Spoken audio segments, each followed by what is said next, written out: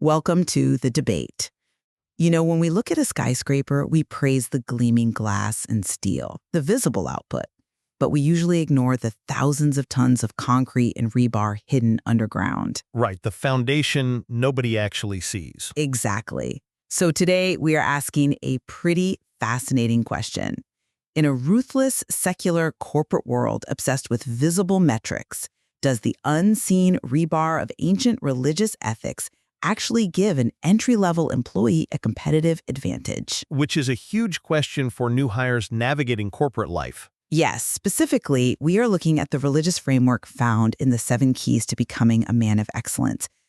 I really believe these ancient spiritual principles provide a timeless, superior foundation for daily workplace habits and internal integrity. I come at it from a different way, because if you look at the fast-paced output demands and performance metrics of today's companies, there is a serious misalignment. Imposing these constant improvement spiritual rules on entry-level staff isn't just technically difficult.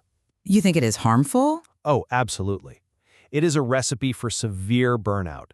You drop that kind of spiritual perfectionism into a modern workspace and it just breaks people.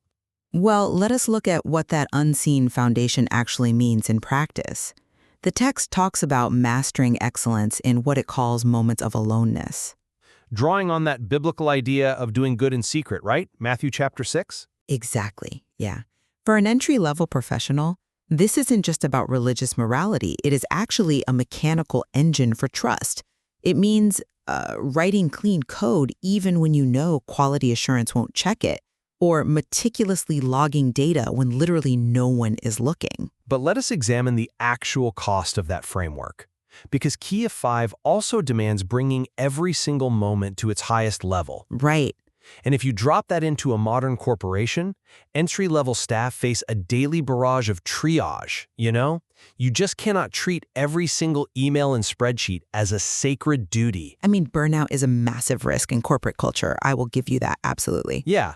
If an employee tries to bring every moment to its highest spiritual level while keeping up with strict key performance indicators, they are going to severely burn out. I see why you think that, but let me give you a different perspective. You are assuming that bringing a moment to its highest level means working 100 hours a week and obsessing over every single typo. Well, it often translates to that in practice for junior staff. But what if it simply means extreme intentionality in the 40 hours you actually do work? Having that internal compass protects you from burnout because your self-worth isn't solely tied to this week's arbitrary KPI. Okay, but high emotional intelligence is great, and having an unflappable internal locus of control is nice. Like the text points out with Daniel being elevated for his excellent spirit, right?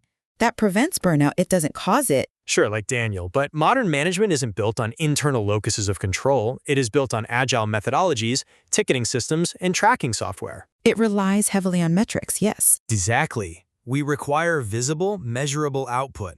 If I am managing a new hire and their deliverables are lagging behind corporate demands, their unseen scriptural fidelity doesn't really help me hit my quarterly projections. You are just looking at the immediate numbers, though. Well, yeah, because you can have all the internal integrity in the world, but if the output isn't there, the business fails. I think you are confusing the measurement with the mechanism here. Agile tracking is like a GPS. It tells you how fast you're moving and in what direction. But internal integrity is the engine.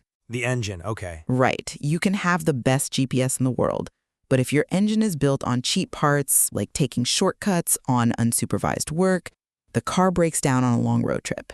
And this translates into concrete daily office habits for new hires. Like what specifically? Well, instead of waiting to be told what the standard is, a new hire explicitly defines their personal standard of excellence.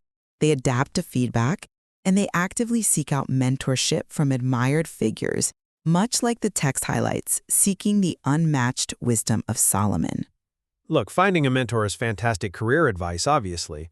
But finding a modern corporate Solomon who actually has the time to mentor you is exceptionally rare. It takes effort to find them, yes? And the text explicitly states that becoming is a process and involves time, mentorship, and passion. Here is the friction, though. Our modern corporate models actively punish patience. They reward swift execution. That is very short-term thinking. Maybe, but the spiritual process of becoming is slow and intentional, which directly clashes with the immediate, ruthless output demanded by data-driven managers. They don't want you to become excellent over 5 years, they want you to be productive by Tuesday. Which is exactly why the spiritual framework is so incredibly vital. If you only build yourself for Tuesday, you will not survive the decade. I just think it is an impossible standard for young workers today. It is challenging, but integrating that scriptural patience, along with unseen integrity and dedicated mentorship, ultimately creates a professional who can weather the volatility of the corporate world.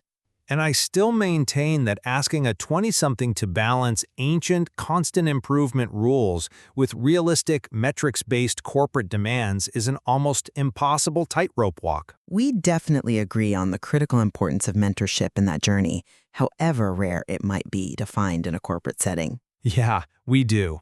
The friction between spiritual formation and corporate realities is intense. It really forces us to ask what we are actually measuring when we evaluate a professional's true worth over the long term. Exactly. There is certainly more to explore in this material for anyone trying to navigate those competing pressures. Because when the economic storms inevitably hit, the glass and steel might look beautiful, but it is always the unseen foundation that determines whether the building actually stands.